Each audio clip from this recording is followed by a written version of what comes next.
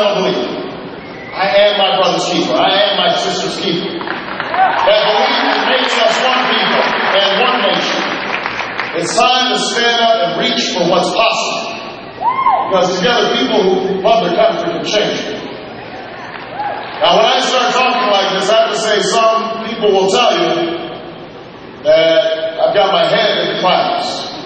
And I'm still offering false hopes, that I need a reality check. That I'm a hope monger.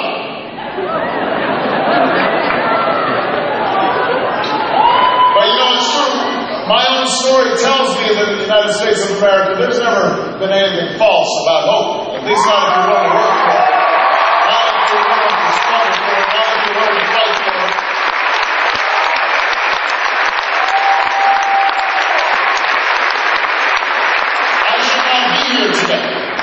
I should not be here today. I was not born into money or status. I was born to a teenage mom in Hawaii. My father left us when I was 2. But my family gave me love, they gave me an education, and most of all, they gave me hope. Hope that in America, no dream is beyond our grasp. If we reach for it and fight for it and work for it. Understand this, hope is not blind optimism. Hope is not ignorance of the barriers, the challenges that stand between you and your dreams. I know how hard it will be to change America. I know it won't be easy to provide health care for all Americans like I proposed. If it was easy, it would have already been done. I know that it won't be easy to change our energy policy. ExxonMobil made $11 billion last quarter. They don't want to give those profits up easy. I know how hard it will be to alleviate poverty that's built up over centuries. I know how hard it will be to improve our schools, especially because improving our schools will involve more than just money. It will require a change in mindset, a belief that every child counts, that it's not somebody else's problem, a belief that parents have to parent and turn off the TV set and put away the video games and have a student tightly raise their standards of excellence. That's not easy to do. Changing attitudes, changing culture. I know it's hard because I fought those fights. I fought on the streets of Chicago as a community organizer to bring jobs for the jobless in the shadow of a shuttered steel plant. I fought in the courts as a civil rights lawyer to make sure people weren't denied their rights because of what they looked like or where they came from. I fought in the legislature to take away power from lobbyists and to provide health care to those who didn't have it, and to fix a criminal justice system that was broken. And I won some of those fights, but I lost some of them too. Because I've seen good legislation die when good intentions weren't enough, when they weren't backed by a mandate for change, when the American people weren't enlisted in the process of change. I know how hard these things are. The politics of hope does not mean hoping things come easy. But I also understand that nothing worthwhile in this country has ever happened unless somebody, somewhere, is willing to hope. Somebody is willing to stand up. Somebody is willing to stand up when they're told, no, you can't.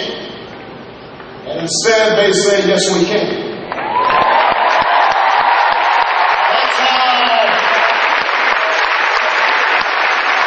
That's how this country was founded.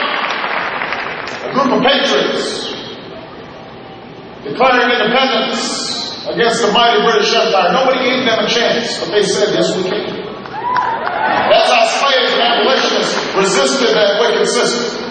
And how a new president charted a course to ensure we would not remain half slave and half free. That's how the greatest generation, my grandfather fighting in Patton's army, my grandmother staying at home with a baby and still working on a bomber assembly line, how that greatest generation overcame Hitler and fascism and also lifted themselves up out of the Great Depression. That's how pioneers went west when people told them it was dangerous.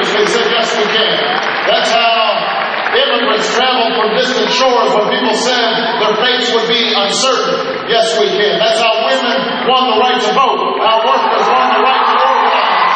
Our young people like you trying to not sell, march, and sit in, and go to jail. And some are beaten, and some died for freedom's cause. That's what hope is.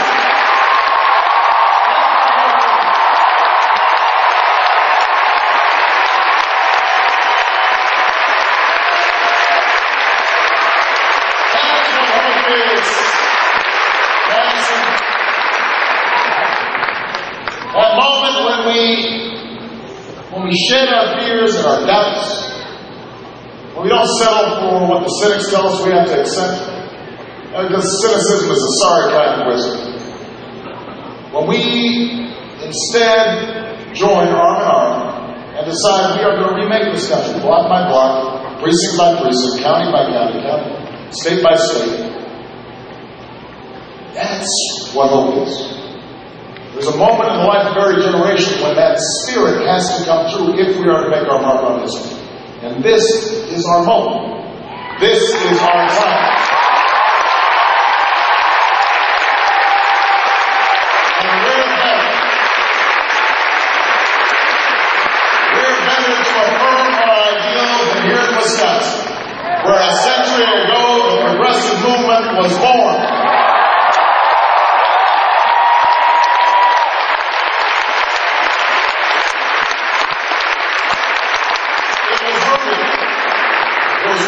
Principle that the voices of the people can speak louder than special interests, that citizens can be connected to their government and to one another, and that all of us share a common destiny, an American dream. Yes, we can reclaim that dream. Yes, we can heal this nation. The voices of the American people have carried us a great distance on this improbable journey, but we have much further to go. Now we carry our message to farms and factories across this state, and to the cities and small towns of Ohio, to the open plains deep in the heart of